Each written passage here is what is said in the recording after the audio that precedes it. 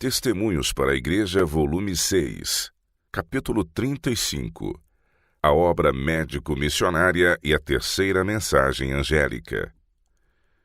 Tenho sido repetidamente instruída quanto ao fato de que a relação da obra médico-missionária com a obra da terceira mensagem angélica é a mesma relação que o corpo mantém com o braço e a mão.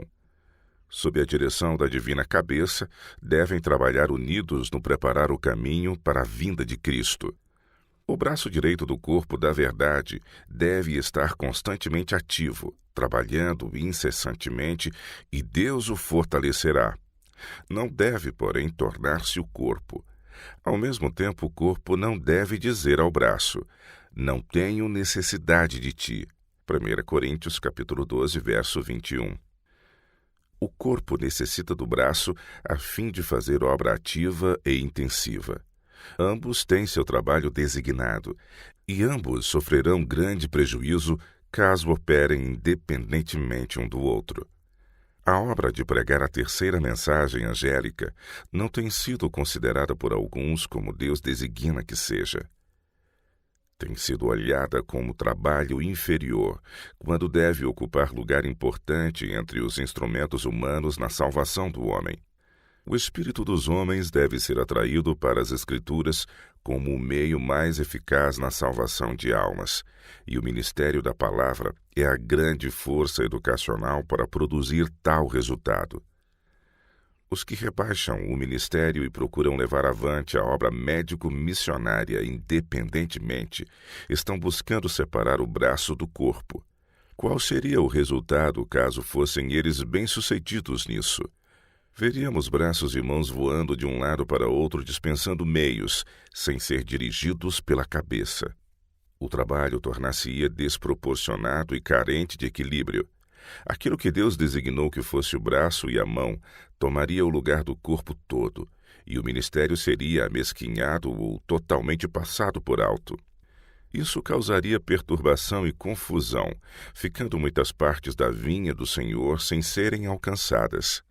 A obra médico-missionária deve fazer parte do trabalho de toda a Igreja em todos os lugares. Desligada da Igreja, ela se tornaria em breve uma estranha miscelânea de desorganizados átomos. Consumiria, mas não produziria. Em vez de servir de mão auxiliadora de Deus para promover a verdade, sugaria a vida e a força da Igreja e enfraqueceria a mensagem. Conduzida independentemente, não somente consumiria talentos e meios necessários em outros ramos, como no próprio trabalho de ajudar os desamparados independentemente do ministério da palavra. Colocaria os homens em situação de zombarem de uma verdade bíblica. O ministério evangélico é necessário a fim de dar permanência e estabilidade à obra médico-missionária, e o ministério necessita da obra médico-missionária para demonstrar a operação prática do evangelho. Nenhuma das duas partes da obra é completa sem a outra. A mensagem da próxima vinda do Salvador deve ser dada em todas as partes do mundo, devendo em todos os setores ser caracterizada por solene dignidade. Grande é a vinha a ser trabalhada, e o sábio agricultor fará a obra de tal maneira que cada parte produza frutos. Caso sejam conservados puros os vivos princípios da verdade na obra médico-missionária, não contaminados por qualquer coisa que lhes prejudique o brilho, o Senhor há de presidir o trabalho. Caso os que têm pesados encargos permaneçam fiéis e firmes aos princípios da verdade, o Senhor os apoiará e susterá. A união que deve existir entre a obra médico-missionária e o ministério é claramente salientada no capítulo 58 de Isaías. Há sabedoria e bênção para os que se empenharem na obra, segundo é ali apresentada. Esse capítulo é explícito, e nele há o suficiente para esclarecer quem quer que deseje fazer a vontade de Deus. Apresenta grande oportunidade para que a humanidade sofredora seja ajudada e seja ao mesmo tempo um instrumento nas mãos de Deus para levar a luz da verdade a um mundo agonizante. Se a obra da terceira mensagem angélica for levada avante pela mão certa, não se dará ao ministério um lugar inferior, Nem os doentes e pobres serão negligenciados. Deus uniu em sua palavra esses dois ramos de trabalho, e pessoa alguma os deveria separar. Pode haver, e há de fato, perigo de perder de vista os grandes princípios da verdade ao realizar em benefício dos pobres a obra que é justo fazer. Mas devemos ter sempre em mente que, ao fazer esse trabalho, cumprirá o primeiro lugar as necessidades espirituais do ser humano. Em nossos esforços para aliviar as necessidades temporais, corremos o risco de separar da última mensagem angélica seus aspectos principais e mais urgentes. Tal como tem sido feita em alguns lugares, a obra médico-missionária tem absorvido talento e meios que caberiam a outros ramos da obra, com negligência de atividades mais diretamente espirituais. Devido às sempre crescentes oportunidades para ministrar às necessidades temporais de todas as classes, há perigo de essa obra eclipsar a mensagem que Deus nos deu para levar a toda a cidade, a proclamação da próxima vinda de Cristo, a necessidade de obediência aos mandamentos de Deus e ao testemunho de Jesus. Essa mensagem é a preocupação de nossa obra. Tem de ser proclamada com grande voz e ir a todo o mundo. Tanto no campo nacional como nos estrangeiros, a apresentação dos princípios da saúde precisa estar unida com ela e não ser independente dela ou tomar-lhe de qualquer maneira o lugar. Tampouco deve ela absorver tanta atenção que amesquinhe outros ramos. O Senhor nos instruiu a que consideremos a obra em todos os seus aspectos, de modo que se desenvolva de forma proporcional, simétrica e equilibrada. A verdade para este tempo abrange todo o Evangelho. Devidamente apresentada, ela operará no ser humano as adequadas mudanças que manifestarão o poder da graça de Deus no coração. Efetuará uma obra completa e desenvolverá um completo homem. Portanto, não se trace uma linha divisória entre a genuína obra médico-missionária e o ministério evangélico. Unam-se essas duas para fazer o convite. Vinde, pois tudo está preparado. Lucas 14:17. Juntem-se elas em inseparável união, da mesma forma como o braço está unido ao corpo. Obreiros médico-missionários. O Senhor necessita todos os tipos de obreiros hábeis. E Ele mesmo deu uns para apóstolos, e outros para profetas, e outros para evangelistas, e outros para pastores e doutores, querendo o aperfeiçoamento dos santos, para a obra do ministério, para a edificação do corpo de Cristo, até que todos cheguemos à unidade da fé e ao conhecimento do Filho de Deus, a varão perfeito, à medida da estatura completa de Cristo. Efésios 4, de 11 a 13. Todo filho de Deus deve ter um santificado discernimento para considerar a causa como um todo, e a relação de cada parte para com cada uma das demais, a fim de que nenhuma falte. Vasto é o campo, e há uma grande obra de reforma a ser desenvolvida, não em um ou dois ramos, mas em toda a linha. A obra médico-missionária é uma parte dessa obra de reforma, mas não deveria jamais se tornar um meio de separar os obreiros do ministério de seu campo de trabalho.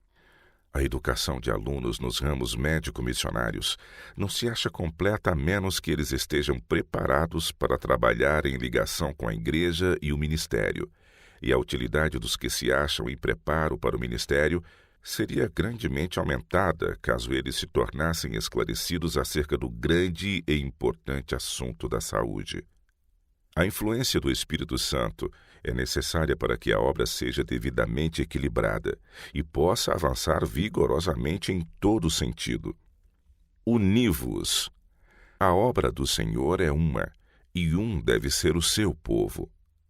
Ele não deu instruções para que algum aspecto da mensagem fosse levado avante independentemente ou se tornasse absoluto. Em todos os seus labores, ele uniu a obra médico-missionária com o ministério da palavra.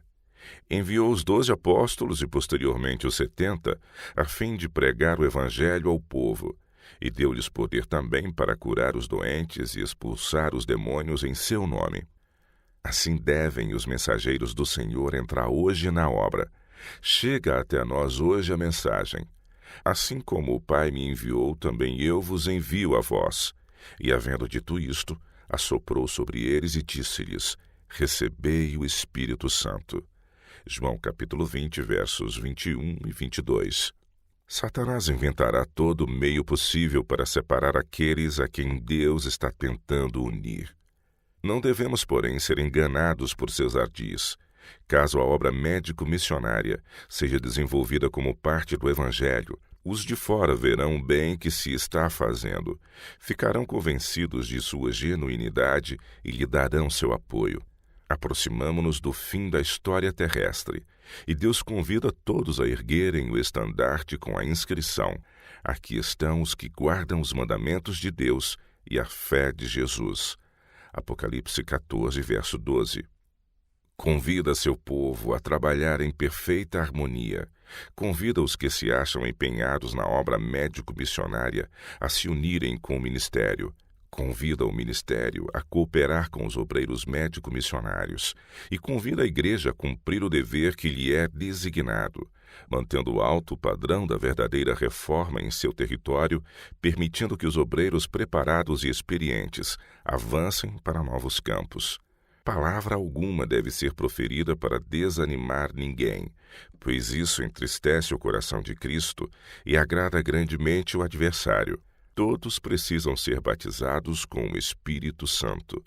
Todos devem se refrear quanto a fazer censuras e observações pejorativas, e devem se aproximar de Cristo a fim de apreciarem as pesadas responsabilidades que os obreiros dele têm sobre os ombros. Univos, univos, são as palavras de nosso divino instrutor. União é força, desunião é fraqueza e derrota.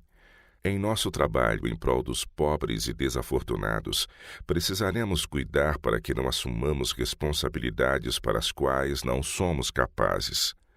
Antes de adotar planos e métodos que exijam grandes gastos, cumpre-nos considerar se eles trazem a aprovação divina. Deus não sanciona a promoção de um ramo da obra sem consideração para com os outros. É seu desígnio que a obra médico-missionária prepare o caminho para a apresentação da salvadora verdade para este tempo, a proclamação da terceira mensagem angélica. Uma vez que se cumpra esse desígnio, a mensagem não será eclipsada, nem seu progresso impedido. Não são numerosas instituições, grandes edifícios ou ostentação que Deus requer, mas a ação harmoniosa de um povo peculiar, um povo precioso, escolhido por Deus. Cada um deve ficar em seu lugar, pensando, falando e agindo em harmonia com o Espírito de Deus. Então, e não antes, será a obra um todo, completa e simétrica.